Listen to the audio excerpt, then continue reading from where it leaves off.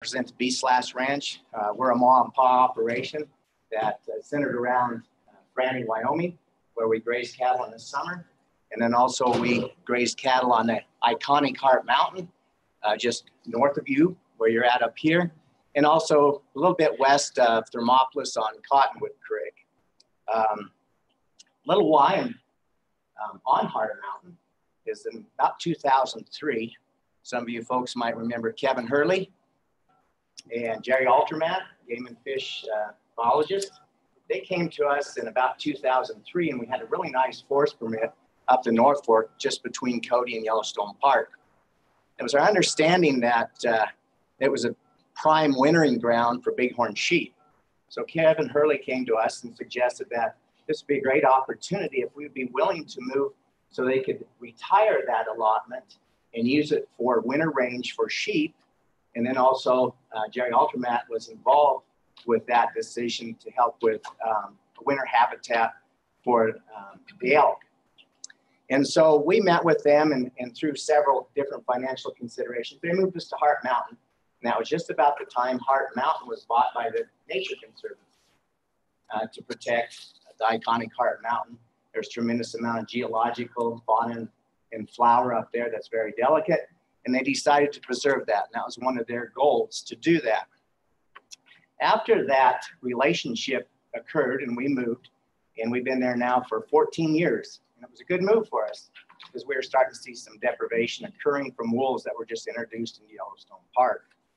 Then we continued that relationship with Jerry Altermat, the wildlife biologist. I was the chair and the board member of the Shoshone Conservation District. And at that time, we developed a great relationship. In fact, we worked for the last 12 years with Jerry, co-sponsoring the Yellowtail Habitat CRM. In fact, we were the financial arm of that institution, and through the Wildlife Trust Fund and also the Commissioners Game and Fish reports, we've spent almost $1.9 million helping out the Yellowtail Habitat. Brian Peters is the manager on Heart Mountain. That's my granddaughter up there, not Brian. And so Brian was really good. He's an excellent stockman, an excellent range management personnel. He also a very avid sportsman. He does an excellent job taking care of our livestock. He does everything from counting bats, sage grouse, and taking care of the elk. He works extremely close with Chris Queen and the Disabled Hunters Association. In fact, this last year, they spent about 6 weeks helping 8 disabled people fill their tags. And he also takes care of those very knowledgeable and excellent working with the residential elk herd up there. He's a good person. He's a non-interested third party. And in addition to that, the organization is a great organization to work with. Now, why am I telling you this and giving you this history? I want to set it clear before I start. I'm not here to balance our budget on the backs of the game and fish. I'm not here to defraud the government. I'm here because we've had a great partnership for the last 15 years with the game and fish, and I want to continue that partnership. I've given you a handout in front of you. That is Brian Peters' statement of what occurred in the month of September. I'm not going to read through it all. I'm sure you had that ahead of time. But they started having grizzly bear issues clear in the spring, and they shut down the trail. The iconic Heart Mountain is a great hiking spot for lots of people. They have as many as 2,000 hikers per year come to Heart Mountain. Actually, not more than a half a mile where the kills occurred. On August 9th, you'll see on there in your statement that August 10th is when we moved the cows to the lower Heart Mountain area on the back side of it through the pass. But on August 9th, we gathered up and sprayed them for flies. Really did a good job getting a great count on them because we want to know how many we go into a new pasture and how many we come out with. And so we got a great count. We sprayed them. And then as you can see, as you go down on August 12th, 28th, Brian found another calf. Then on September 9th, he found 2 more calves. And then on September 10th, Dusty Lancester from their Wyoming Game Fish came out and picked up some hides. He examined the hides and confirmed by Brian's observation that they had been responsible for burial of the calves. Now, immediately we removed the cows from the mountain because we didn't want any more death loss. We gathered them up, and during that time, in September, we found 1 more cow that was not consumed at all. She was whole. She was stuck in a bog and had no, she hadn't been eaten on at all. Then we gathered them up the next day and we worked them on the 28th. And we found out we were missing 10 cows and then 1 calf. So then Luke was nice enough at 5 o'clock on a Friday to meet with me after we got a phone call that they had declined their claim. And I had asked Luke if he would revisit the hides with me. Let me look at the hides. He said, yeah, I'll get a chance and look at them, bring back up and look at them. Luke called me on October 1st and said that the hides were taken to the dump and that I wouldn't be able to look at them.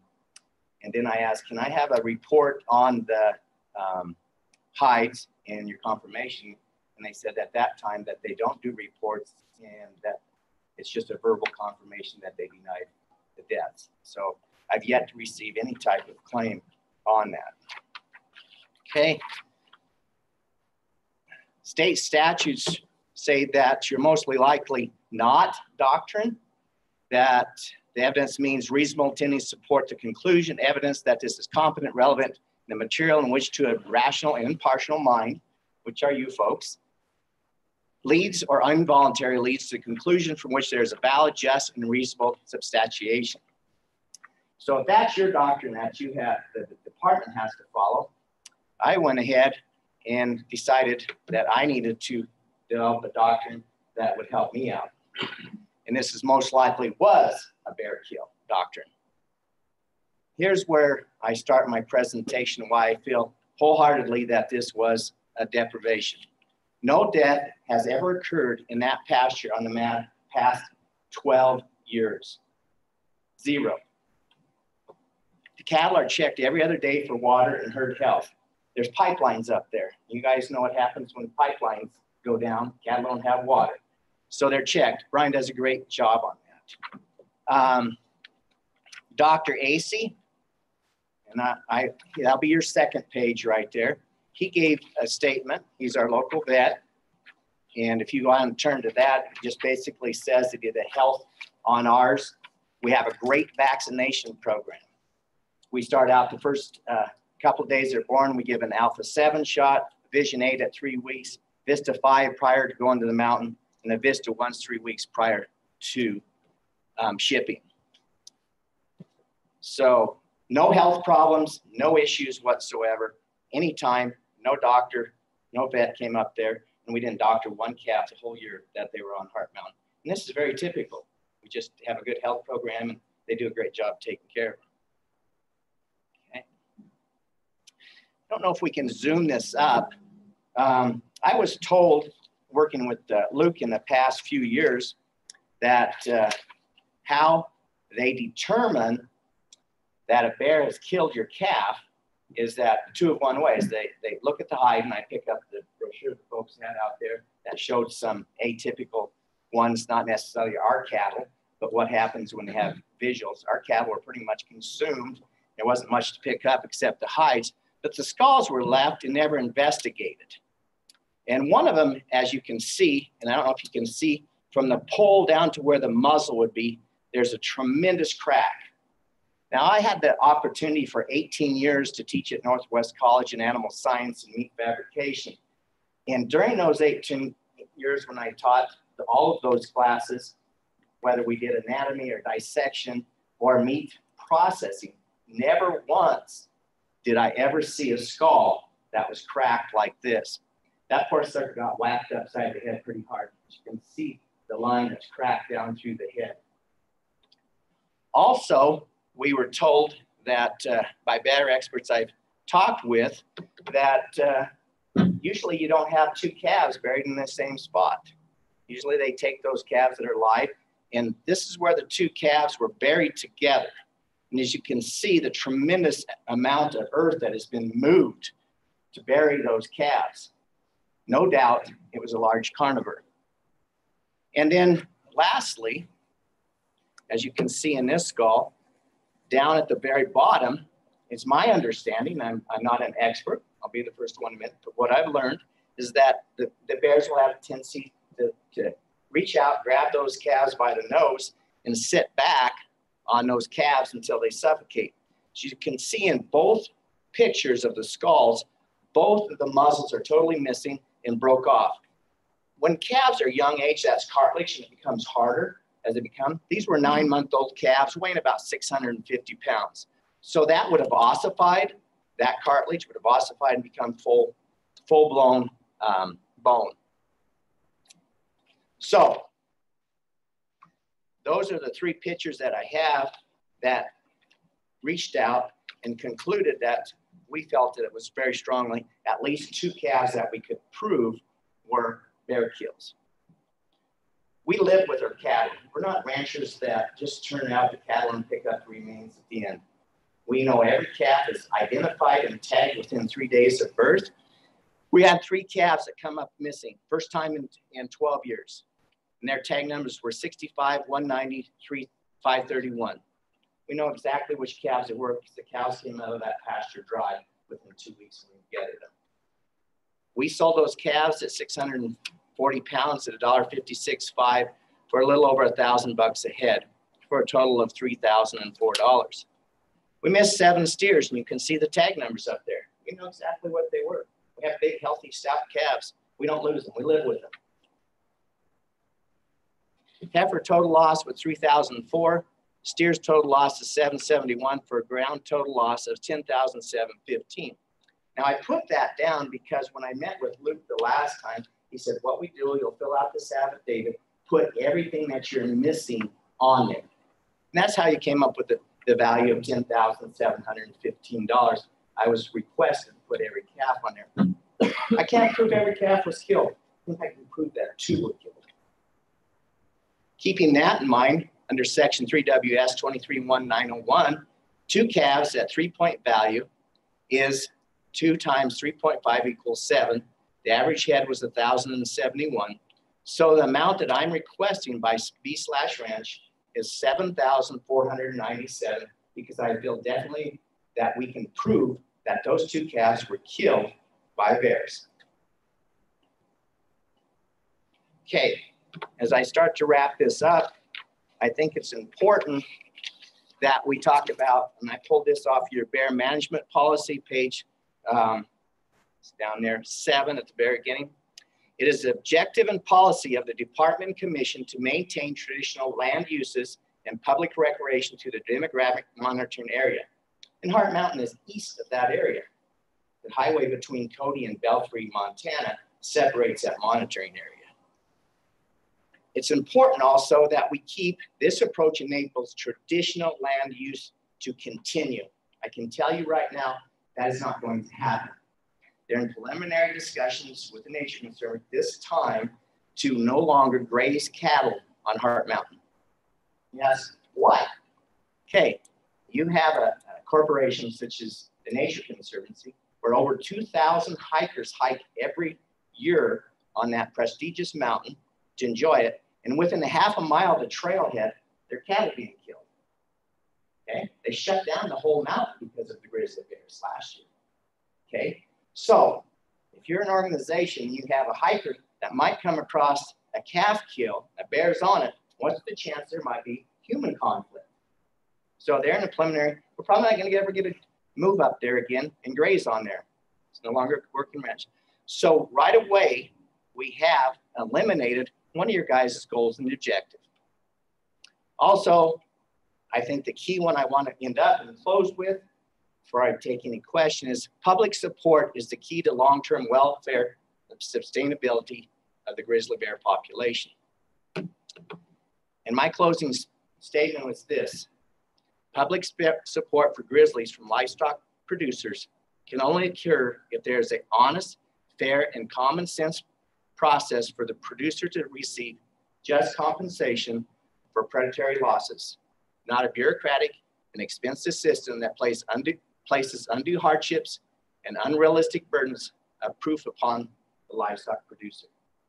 I thank you for your time, and I would entertain any questions at this time. I have a question. Yes, sir. Boardman, the calf that Mr. Peters found, is that one of the two that you can confirm? Yes, sir. The ones that were buried, the 3 slides with the skulls, there were 2 buried in that location. The third one was next to a water source.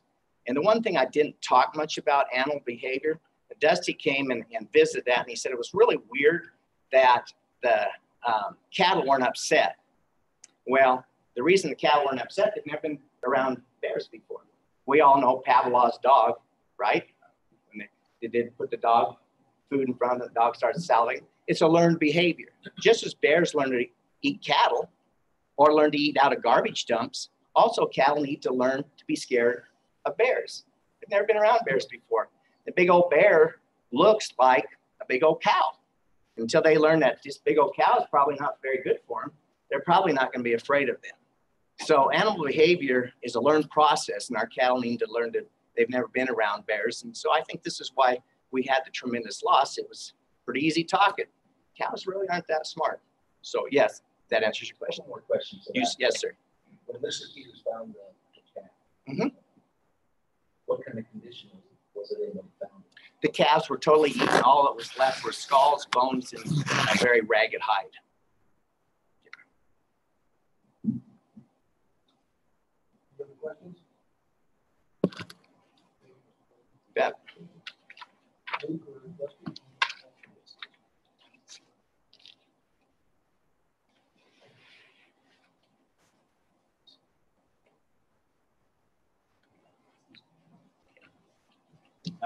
Vice President Doobie, members of the commission, Director Nesbitt, thank you again for your time to hear this damage claim today. I'm Luke Ellsbury. I'm the large carnivore conflict biologist out of the Cody region. I'm going to open this up a little bit, give you a little bit of a summary, and then I'll turn it over to Dusty since he did the actual field investigation, and then I'll end up closing this. So kind of a summary on October 8th of 2018, I guess they're my slide. The department did receive a damage claim affidavit from Mr. Boardman for the amount of $10,700. Mr. Boardman claimed 10 calves that were damaged by grizzly bears. The department investigation resulted in none of these calves having been verified as damaged by grizzly bears and could not be claimed by Mr. Boardman. And I guess with that, this is Dusty Lassiter. I'll let him introduce himself.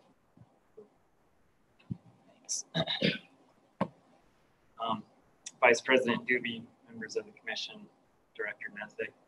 So on September 10th, I received a call from Brian Peters, an agent of the Beef/Ranch, of several dead calves on the Heart Mountain Nature Conservancy. I met Mr. Peters at the Heart Mountain Nature Conservancy, and we went to the locations of the calf hides.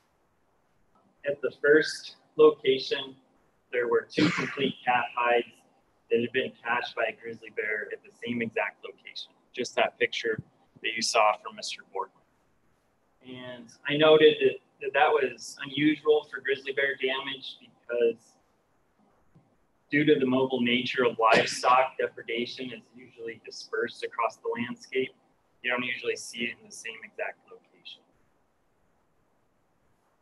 And the calves have been dead for approximately 1 or 2 weeks. And because of that, the hides were twisted and there were pieces of rawhide. So the cause of death of the calves was not determined at the site. The hides were collected for further examination. Brian Peters and I went to the second location where there was 1 partial calf hide that was also examined and collected. So on September 14th, after the hide had soaked in water for approximately 24 hours, I examined them in order to determine cause of death. Neither of the 2 complete calf hides had any puncture marks to the dorsal midline, and or head that would indicate grizzly bear damage. So those two calves were not confirmed as being damaged by grizzly bears. The partial hide, the cause of death was not determined because of the lack of suitable evidence. And it was about a chunk of hide 24 inches long by maybe 10 or 12 inches wide. So there was just no way to determine cause of death. So that calf was also not confirmed as being damaged by grizzly bear. That day I notified Brian Peters by telephone that the calves were not confirmed as killed by grizzly bear. And just so you know what we're looking for when we're out in the field, looking at these carcasses, looking at dead livestock, grizzly bear damage typically occurs to that dorsal midline. So I think you can pretty obviously see all that damage on the back there. That's what we're calling the dorsal midline, and or the head. So there's always damage to that back, and sometimes there's also damage to the head.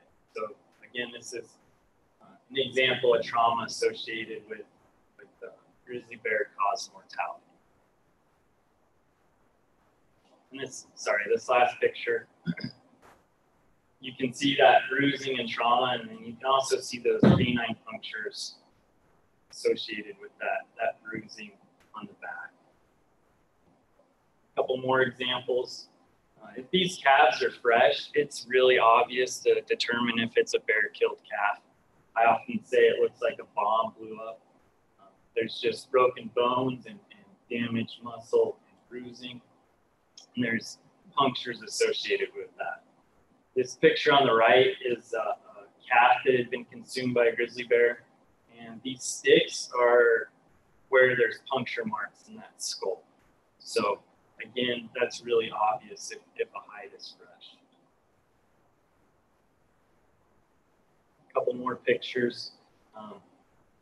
Those puncture marks are really obvious. You can see that from the outside, and then again, those other pictures are where we've skinned back a calf, and you can see all that trauma and bruising. And with Mr. Boardman's calves, they didn't have any punctures or bruising on that hide. This is a hide that's been completely consumed by a grizzly bear, and again, you can see these sticks where they're poking out. Those are puncture marks that are all the way down that dorsal midline. So this is the head, these are the legs, and these are puncture marks, bite marks on the back. So when we go and investigate these cases, there's a lot of times where livestock has died from other causes, and grizzly bears have scavenged those dead livestock. This is a calf that I looked at earlier in the summer, and a grizzly bear had scavenged this calf. When bears fully consume livestock, there is generally just a hide left and some bigger bones. This hide had no puncture marks in it, no bruising. You flip it over and you cut into that tissue, and it's really obvious that there's no damage caused by a bear. So this calf was consumed by a grizzly bear, but it was not killed by a grizzly bear. So at this point, it was determined that a grizzly had scavenged on the dead calf and that it had died from other causes.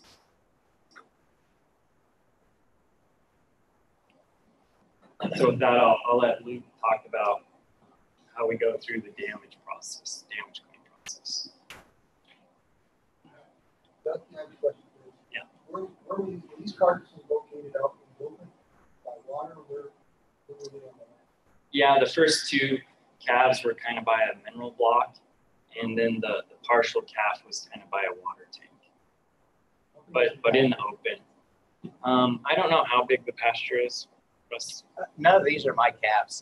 None of these are my hides. I know that, but Right. your pasture, how big is it? That one was probably about 3,000 acres, 3,500. My hides were destroyed, so I had no chance to look at them. I have another question for Justin. Yeah. Just a question on bears. Is it do young bears typically kill the same as an adult bear or an older bear? You know, generally speaking, calves are killed by adult male bears. So we see those prime age adult males kill calves. And, you know, in my experience, when they first start killing calves, a lot of times there is head trauma associated with that. Some bears will bite a head, some bears won't. If they get more experience, sometimes it seems like they don't bite that head. But generally, all of these carcasses that we look at have that that damage on the dorsal midline. So was that area grazed the year before? Yes, sir. It has continually for 12 years. And as far as bear activity? Yeah, we've definitely seen an increase in distribution of bears, but this is the first time that we've investigated any damage on Heart Mountain Fall. Mr. President, Mr. Vice President, I guess. So, that's the key, I guess. But it was last fall where we actually had to kill bears in corn maze in Clark. Correct? Yeah. Where is Clark in relation to Heart Mountain? Clark is northwest, about 20 miles from Heart Mountain. You know, and Heart Mountain is just kind of, it's on the edge of suitable habitat. You guys probably all saw it when you drove into town. It's east of Highway 120. Most of the conflicts that we deal with are west of Highway 120.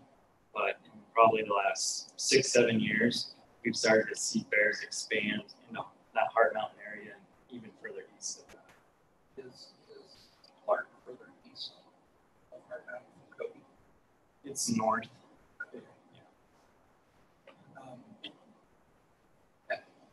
So I guess what I'm wondering about it, you know, it seems to me that having bears in a corn maze, Clark also had to take a bear down towards Cali. Where was that?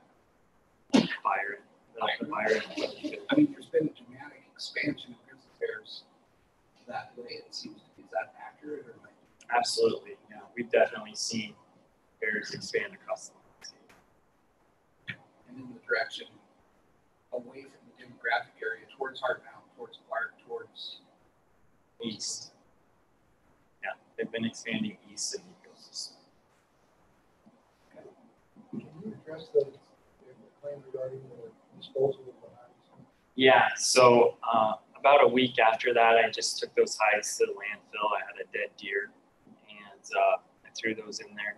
And honestly, I wish I had hung on to those and showed Mr. Boardman, because I don't think we'd be here today if he'd looked at those. Do you have a picture of those? No. One more question, Mr. Vice President. That's point where those bears are expanding northeast. That's, I've only been through that country a couple of times, but it's pretty open country. Or can be. Yeah, Heart Mountain is mountainous. That's the name, I guess. But the further east, it's pretty desolate landscape, and it's not great bear habitat, to be honest. So So there's not a lot of feed out there for them. no, not a lot of natural feed. You looked at these hides, you soaked them, you looked at them. And at some stage, you sort of went to the dump. Yeah. Did you notify Mr. Boardman or anybody that you looked at the hides? They didn't show grizzly damage? Yeah. So Vice President Doobie, Commissioner Crank, I notified Brian Peters the day that I looked at those hides. I never contacted Russ Boardman, just his agent. So I guess the timing was that I think I saw on your slide on September 14th, you looked at the hides. Did you notify Mr. Peters that day? Or? Yeah, that day. So certainly some had an opportunity to look at the hides if they wanted to. You took them to the dump and wish you had. Yeah, I'd say that's true. I assume in the future you'll probably keep those hides as much as you can.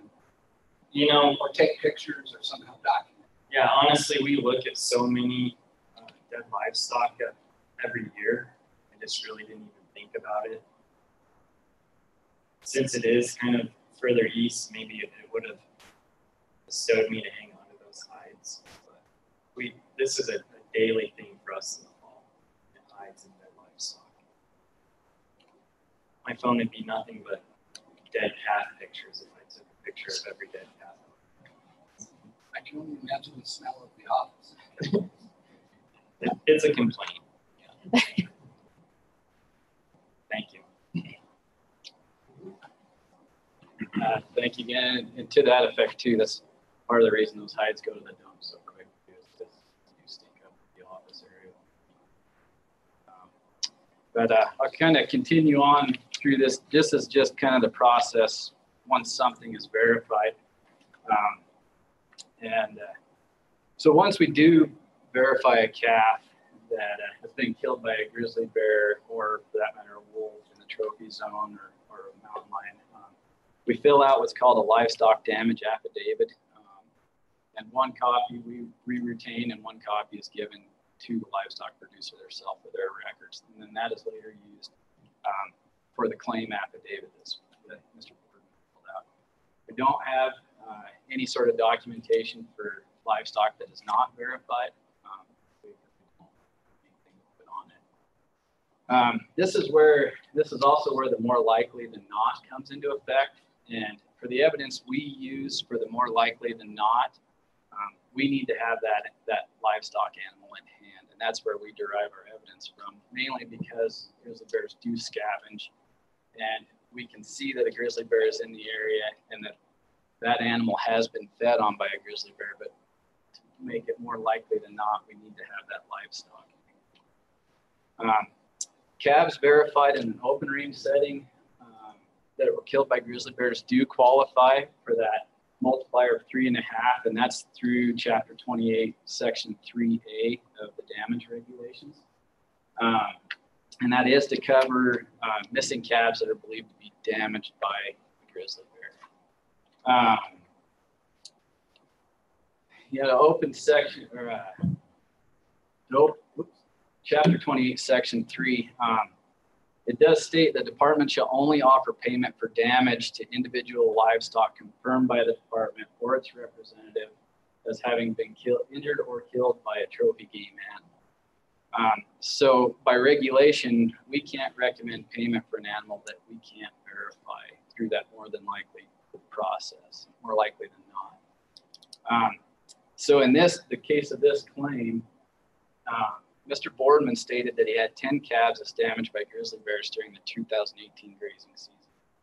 We did examine 3 calf hides, but we could not verify those hides. In addition, 7 calves were claimed to have been missing, but were not investigated on by the department or its personnel. The department confirmed no damage to Mr. Boardman's calves by grizzly bears during the 2018 grazing season. And the department investigation found that Mr. Boardman's damage claim affidavit did not meet those Chapter 28 requirements. So the department did recommend denial of Mr. Boardman's claim in the amount of $10,715. So with that, I'll take any, or definitely take any other questions you might have. Mr. Vice President.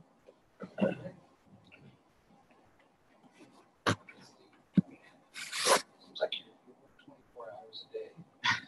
Sometimes a year feels that way. How many trophy game animal damage claims would you estimate for us you've been involved in? I probably average 20 producers a year that I work with. I think in the last 5 years, we're averaging 100 to 150 head of livestock that we're probably confirming. And I don't know what the total would be on natural death or stuff we're not confirming. I guess, Dusty did the investigation, but you supervise Dusty. Let's step up to the ladies. I do not. We work together. Okay. Yeah. And tell me about your numbers and your experience. yeah, so Vice President Doobie, Commissioner Crane. I've been with the Wyoming Game and Fish Department for 10 years now. And during that 10 years, I've pretty much exclusively worked with bears. So, I've been part of conflict work since I started, caught over 100 grizzly bears. I've looked at hundreds, if not thousands, of dead livestock. saw over the years. This is the first damage claim that I've been in front of the commission for. So both of you believe that you cannot confirm based on the evidence that you gathered and you heard today that this was a trophy game animal killed these 3 cats?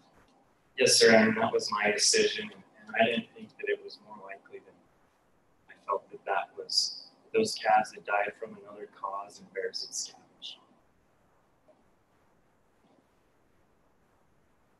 Any other questions? To reiterate, we're talking 3 calves. Right? Yeah. 2 in one location, 1 in another. Yeah, and that third calf, there's just no way to make a decision on what that had died from. There just wasn't enough evidence to make a decision any which way. So you feel that all those calves were killed or died around the same time? Or they said 1 to 2 weeks. I guess I don't know. I don't know when they died. I would hate to put a time stamp on it.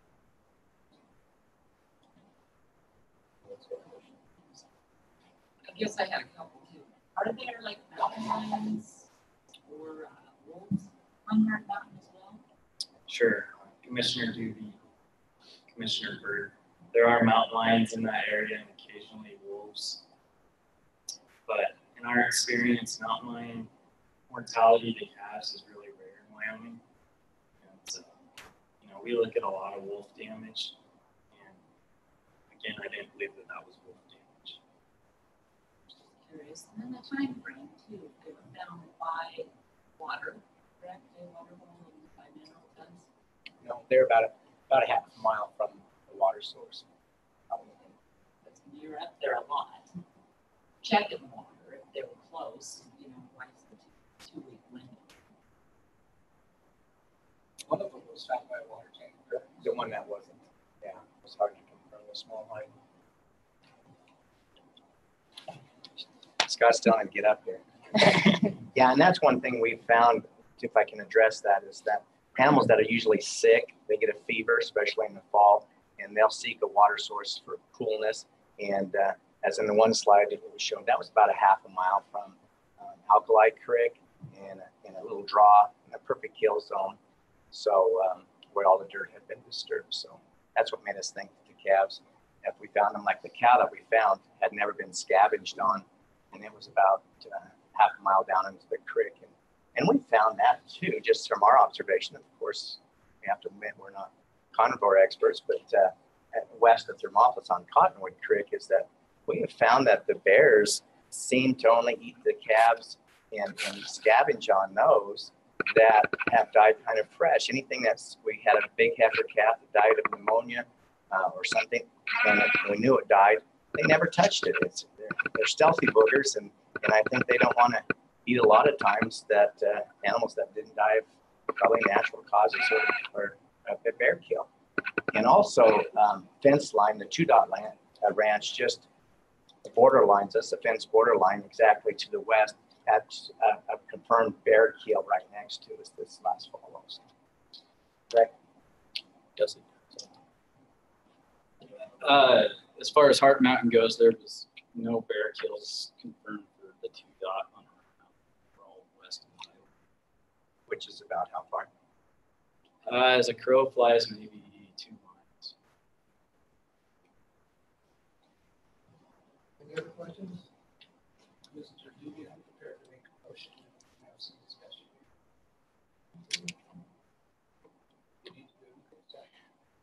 Commission President, Vice President Doobie, Commissioner Craig, if I could just make a few comments, if I may.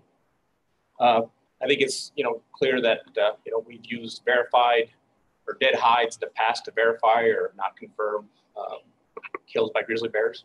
That's a standard technique that we use that we've been very successful on, doing it both ways. Again, we have no disbelief that the bear was not, that the calves were not fed on by a grizzly bear, but we do not believe they were killed by grizzly bears. So as they pointed out, that more likely than not, and the regulation that allows for only paying for livestock that was confirmed or killed or damaged by grizzly bears, is anything that the commission is required to pay for. So just believe the evidence presented before the commission and the investigative department does not show that those calves were killed by grizzly bear, but they may have been fed on or were fed on by grizzly bear. And so the commission's option are, they can approve the department recommendation, they can modify the department recommendation, or they can deny the department recommendation. Mr. Vice President, I would move that the commission confirm the department's recommendation here, which would be to deny support of this claim for lost calves. Second? I would second that. So, moved by Commissioner Craig and seconded by Commissioner Smoke, that we confirm how fully the discussion, please. Yep, Vice President. Mr. Vice President, so, Mr. Boardman spent some time telling us that he's a really good neighbor. And for that, as one commissioner, I think on behalf of the whole department of the commission, I say thank you. But, you can't reward your significant actions and being a good neighbor and a good partner in the damage claim, just like we couldn't punish someone who was a bad neighbor. If we had a landowner who was a pain in our behind, possibly causes us grief, it would be inappropriate for us to punish him if he came in front of us on a damage claim. So I don't believe we can reward you for being a great neighbor, but I do give you my sincere thanks. So that testimony and that information is really irrelevant to me. You mentioned towards the end of your presentation that the Nature Conservancy is considering no longer allowing grazing on the Heart Mountain allotments pastures because they have a fear that by doing so they may increase the risk to people that use that ground. So I need to tell you, Mr. Portman, once again, that's irrelevant to me because that's not anything the department's doing, it's not anything you're doing, it's not anything the commission's doing, it's a risk assessment made by the Nature Conservancy. So I set those two things aside. You made a point of the destruction of hides. I will tell you, that's unfortunate, and I suspect that you pointing that out, the department may do something differently in the future. I certainly hope you do. Please take pictures. But I guess you and your personnel, your agent, had the opportunity to look at it. Once Dusty did his examination after he soaked him, he notified Mr. Peters he could show up to look at it. He didn't show up. Ultimately, they were destroyed. You didn't get a look at him, and that's unfortunate, but it's irrelevant to me. There's a history that maybe you don't look at. David Graham probably does. I recall a case off the 2 dot several years ago where Luke, I think, was out setting bear traps, or was driving back to town and actually saw a grizzly bear with a dead calf in its mouth. And, was that you? Okay. He reported it to the 2 dot. I think it was insane, but the next day they all crawled down into the willows to look for that dead calf, and all you found was a small piece of hide. And I actually voted to award a damage claim to the 2 dot, and was voted down by the commission. So I guess our precedent is that if there's not proof, and so there was no puncture wounds on that little chunk of calf hide. The argument, the thought was, okay, was this a live-born calf? Was it killed, or was it a stillborn calf that grizzly came along and picked up? Was cruising along with it before it ate it. But I guess it shows our dedication and our honesty that Luke actually reported that and brought that to the department's attention. So the history that we don't do these kind of claims, we can haggle about what more likely than not means, but that's in my life a preponderance of the evidence. So does 51% of the evidence say that these 3 calves were killed by a grizzly? And personally, no. I mean, there's no evidence consistent with our experience and our training and what we see with regard to grizzly bears kills, that these were killed by a grizzly. On the other side, there's information that these were healthy calves and they're examined by a vet and all that, but there's nothing that really leads me to conclude that these were killed by a grizzly. So I think 51% of the evidence supports the department's determination in this matter, and that's why I made the motion. Any other discussion? I would like to say that I think we have game fish employees that aren't with us.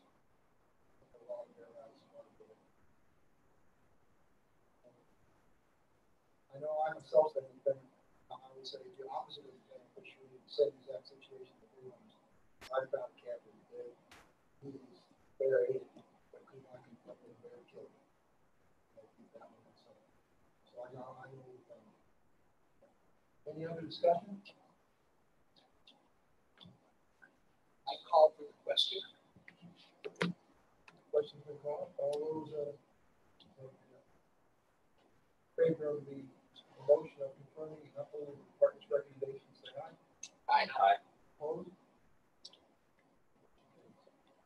Thank you, Commissioner.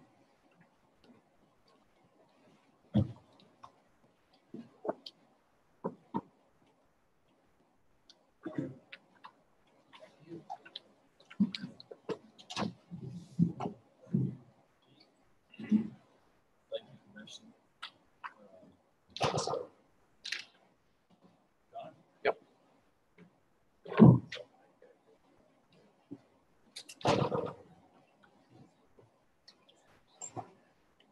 Mr. President, members of the Commission, Director Nesbitt.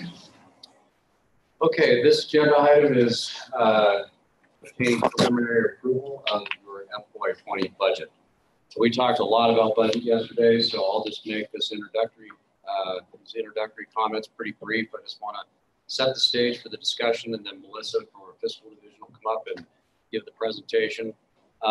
As you heard yesterday, definitely the new commissioners that were here for orientation heard, we spend a lot of time on your budget. Very time consuming, time well spent though. It's one of our highest priorities. Our budget is developed from the field up. We provide some direction early on with regard to priorities. And from that point, it goes from the field up through the chain of command in each divisions, ultimately to the folks sitting behind me, and I'll introduce them in just a minute. We also have, for the benefit of the commissioners, a reminder, and for the public, we have a department commission working group, which is extremely productive and appropriate given that this is the commission's budget. So Commissioners Crank, Schmid, and Doobie have been on the department commission working group that works with Director Nesbitt, myself, in our fiscal division, and we appreciate your help on the budget for sure. As a reminder, 85% of our budget approximately is from hunters and anglers. Department no longer receives general fund support for any programs in the agency. We have a very small percentage of general fund revenue that comes to us to offset the revenue loss from free and reduced price licenses. But other than that, the 2017 general session, general fund support was eliminated for any major programs that were funded by the general fund prior to that, which included AIS and sensitive species, veterinary services, and some programs like that. Our standard budget this year, we have two budget elements. We have an annual budget, we have a standard budget, and a one-time budget. Our standard budget, kind of at the big picture level, came in very close with the last 2 years. So you have just under an $82 million standard budget, again, similar to your 18 and your 19 standard budgets. There were some modifications made yesterday by the budget subgroup, working group that Melissa will go over to today when she goes over what you have. So there's some minor changes to what was sent to you by email and what was in your notebooks.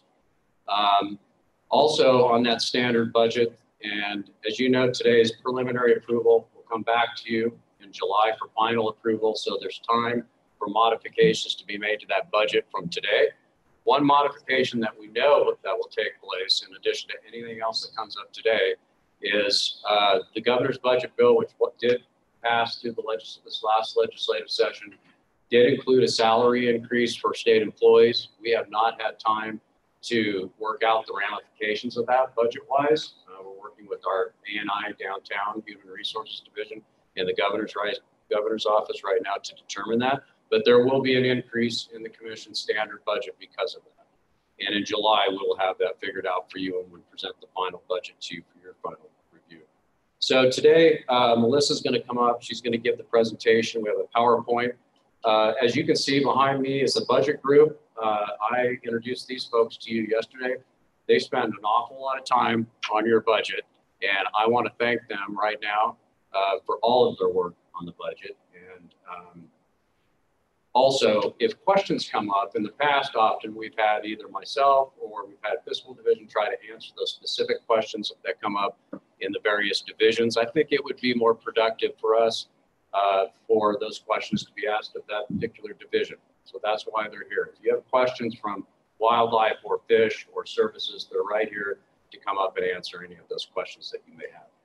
So with that, I will have Melissa come up and kick this thing off. Stop us whenever you have a question and we'd be happy to talk about it. We have, I think, an hour allocated for this, so I think that's plenty of time. John, if I may interrupt, please. Yes, sir. Unless you get started, I'd like the commission would like to recognize, as well as the department, the presence of Sandy Newsom, Representative Sandy Newsom, who resides over in District 24. Which is where you're sitting right now. Thank you, and I apologize. I meant to do that before John started. Mr. Chairman, Mr. President, before we get started, can I get Wayne to help? Absolutely. Let's take a 5-minute break, if that's okay. Get some coffee, is that okay? You're the president. El Presidente. All right, let's do a party. Okay.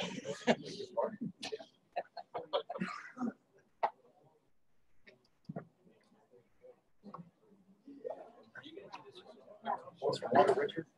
Oh, yeah. Once I learned how to make it go, I brought a bunch of whiskey.